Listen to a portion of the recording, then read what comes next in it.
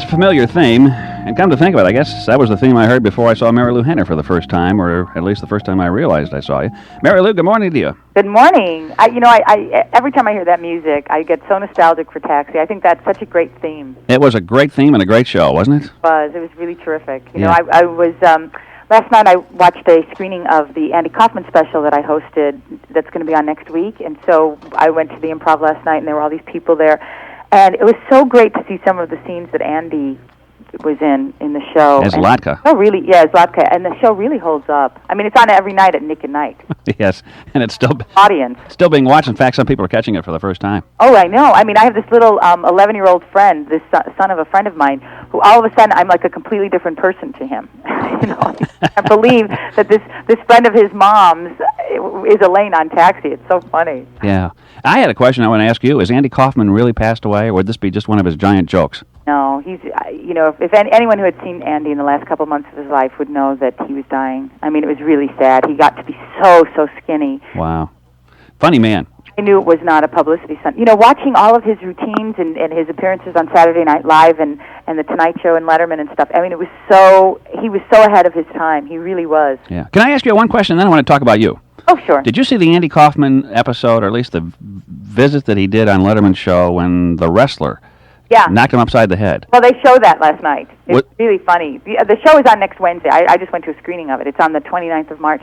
But they show that episode, and I had never seen it before. Was that put on? I mean, I watched that, and I almost got uncomfortable. You know what? I think it started to be put on, and then all of a sudden it went too far. Because you never knew with Andy. I think he loved to provoke people, and he'd get them, you know, to like push the envelope, and then all of a sudden it really went too far. Yeah, it looked like he really had fear in his eyes, and of course he looked like he had fear in his eyes a lot of times. He sort of had that doe caught in the headlights look. Yeah, but I thought maybe the wrestler lost it, and it got pretty wild. I didn't know. I agree with you. I think that's what happened. You could see how uncomfortable the Letterman staff is. So I think that, you know, I think it went too far. Yeah. How have you been, okay? I've been great. I love doing my new show. I'm having the best time being a talk show host. It's something that I feel like I've always wanted to do. You know, plus I'm a new mom. I mean, my son is 10 months old, and I also just found out I'm having another baby. I'm pregnant again. Well, congratulations. Excited about that. You got, as you point out in your book, I was reading excerpts from it in some magazine that somebody showed me a copy of. You got a rather late start as far as being actually married, right? Well, I'd been married the first time, and then, you know, my husband and I, my current and only husband, he and I, we've been together 10 years. So we decided to get married 5 years ago, and we decided to have a family, and it took us a while to get pregnant, and the second time, boy, we were surprised. So you just never know when it's going to happen. I keep saying to him, well, we finally got the hang of it, I guess.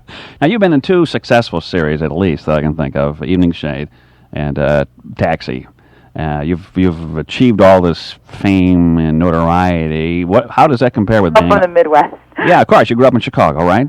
How does that compare with being a mom? Which is more exciting? You know what? There's no comparison. Being a mother is the greatest thing I ever did in my entire life. You know, you can make movies, you can make television series, you can make pretend all you want, but there's nothing like making a person. I mean, when you are able to have a baby, I have so much more respect for mothers all over the country. Any woman who is raising her family, I just take my hat off to her, because it's not an easy thing to do, and it's not an easy thing to be responsible for the life of a child, and it's so rewarding. There's nothing like it. I would give up my career in a second if it meant that, you know, it would jeopardize my son in any way. Really? Yeah, I love him so much, and it's just, I'm so excited I'm having another one, because I really wanted to have more than one child. That's terrific. I'll tell you what, there are some people that would like to talk to you. If you don't mind, we can take some phone calls.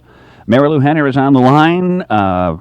Nice lady, from what I can tell. You seem to come across, you seem to be very genuine, and I think that's going to be a real plus for you when you're doing your TV talk show. Oh, good. Now I understand my show's not on in that area. I don't know if it is or not. What is it? It's a syndicated show, right? Syndicated show, but we sold it so late because I was doing Evening Shade, then Evening Shade was canceled.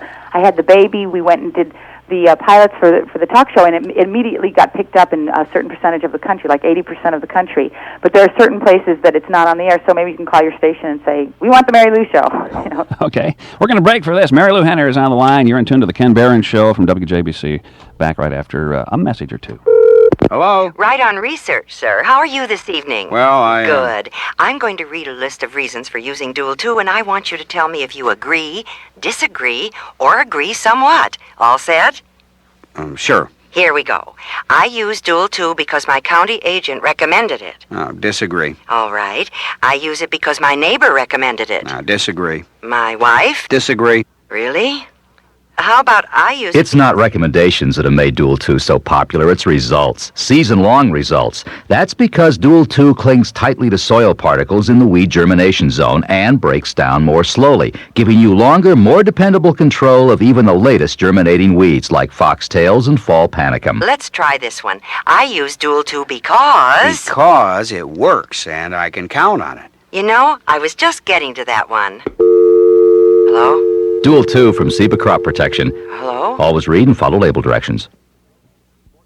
Responding to growing use of sport utility vehicles as family cars, Goodyear has introduced the Wrangler AquaTread, a wet-traction, all-season groove tire designed specifically for vans and light trucks.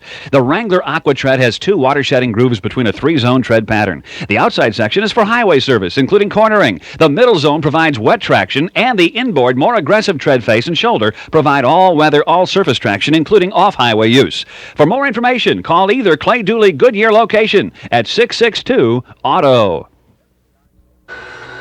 Every guy knows that his workshop is his castle. It's the one place on earth you can get away and spend some quality time with those power tools you've saved over the years. And all those carburetor parts. And those nuts and bolts you've been holding on to. Because real men know that the only thing better than a workshop is a bigger workshop. For those who love to save a lot, don't forget you can save $3 an acre on Prowl and Pursuit herbicides. Always follow label directions and see your Cyanamid Agri-Center dealer today for the big $3 an acre savings on Prowl and Pursuit. 11:13 in the morning. Marilu Henner is on the line, and if you'd like to talk with her, you can do that at 829-2345. I just have a couple of questions. Do you think there is room for any more talk shows on TV, Marilu? You know what? I think every show takes its cue from the host, and it depends on whether, a host stays true to themselves, whether or not the show becomes successful. I think, first of all, I think talk is healing, and I think that the more people talk in a positive way, I think the better off we're going to be. What happened recently on another talk show would never happen on my show, because not only do we have a psychoanalyst on the staff to make sure things like that don't happen, and I've been in analysis for years so that I know how to ask people questions without publicly humiliating them, but also that's just not the kind of show that I do. I like to do a show that's like spicy, not sleazy, and I like to do a show that, it's provocative, but it's not a lot of people screaming at each other. Mm-hmm. And there's a lot of that these days. Oh, yeah. And also, because I come from a sitcom background, my show's going to have a real sense of humor to it, and also have a lot of celebrities on it. Mm-hmm.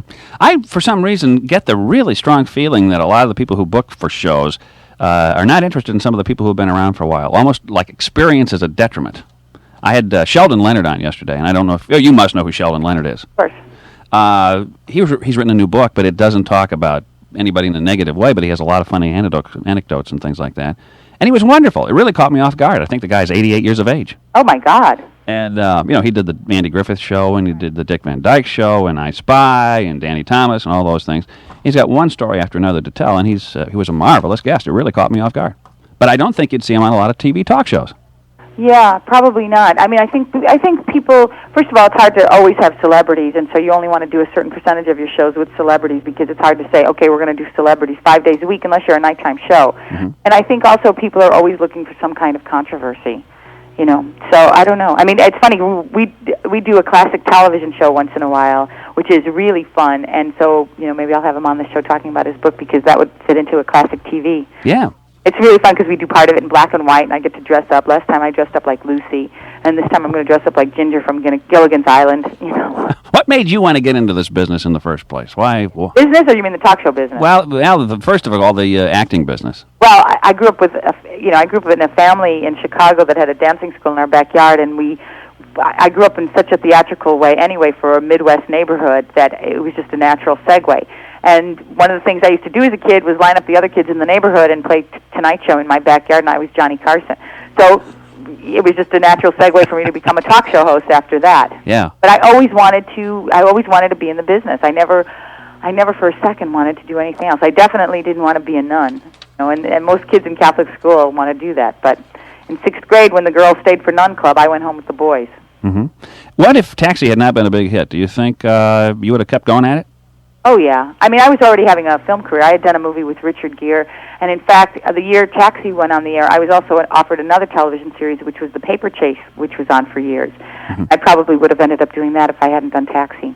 Yeah. But I'm really glad the Taxi thing worked out. I'm wondering, is it tougher or easier, would you think, for an actress or an actor these days?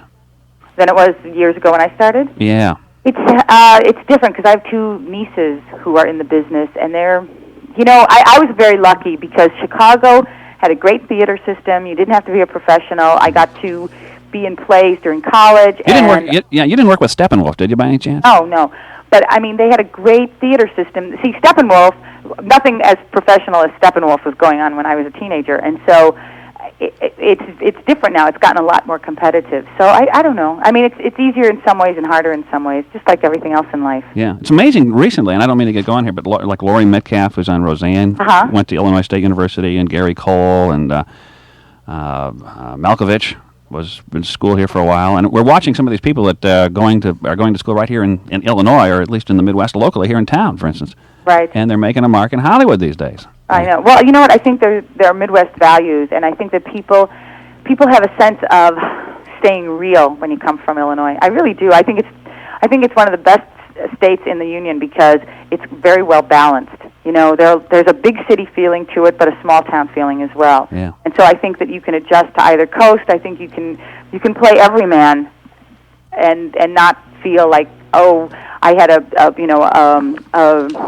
upbringing that seems foreign to something people can relate to. Okay. I was going to ask you another question. Let me ask it, and then I'll take a phone call, okay?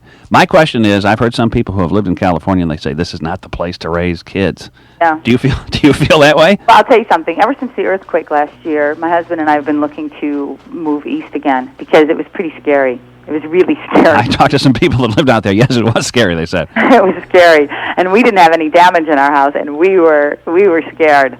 So, I'm always looking to move east. Yeah, okay. First, we thought we'd go to San Francisco, but there are earthquakes up there, too. And, of course, if you come back, we always have the St. Madrid thing that runs through here, too. So, not to wish an earthquake on anybody. Let me take a phone call. Good morning. You're on with Marilu Henner. If you'd like to talk to her, 829-2345 is our number. Good morning. Good morning.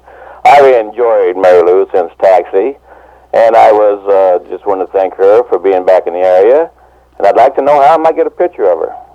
Oh, well, you could write to the Marilu Show at Paramount Studios in Los Angeles. That's where you tape it, huh? Yeah, we tape it right a couple of sound stages down from where I tape Taxi, and you could just say, Marilu in care of Paramount Studios, 5555 Melrose.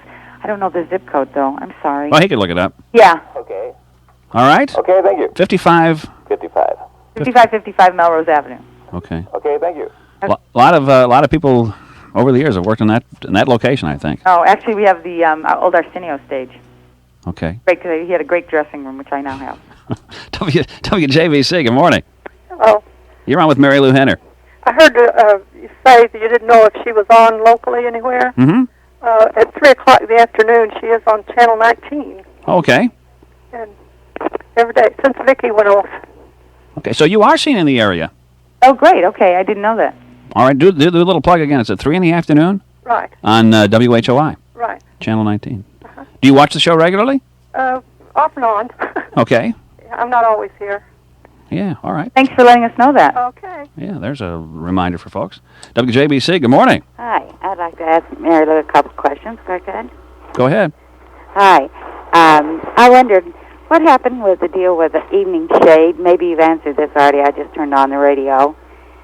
That was such a good show. About that. No, the show was, we were hoping to get a 5th year out of it because we had all signed 5-year contracts, but I think because the cast was expensive, it was a very expensive show to run, and since we were, we came in 24th for the year, that I think wasn't a high enough rating for us to support the show. So CBS decided to give other shows a chance, and that was it. We were off the air, unfortunately. Oh, I just loved it. It was a funny show, I thought, and touching at times. Well, it's on the channel every night, the reruns.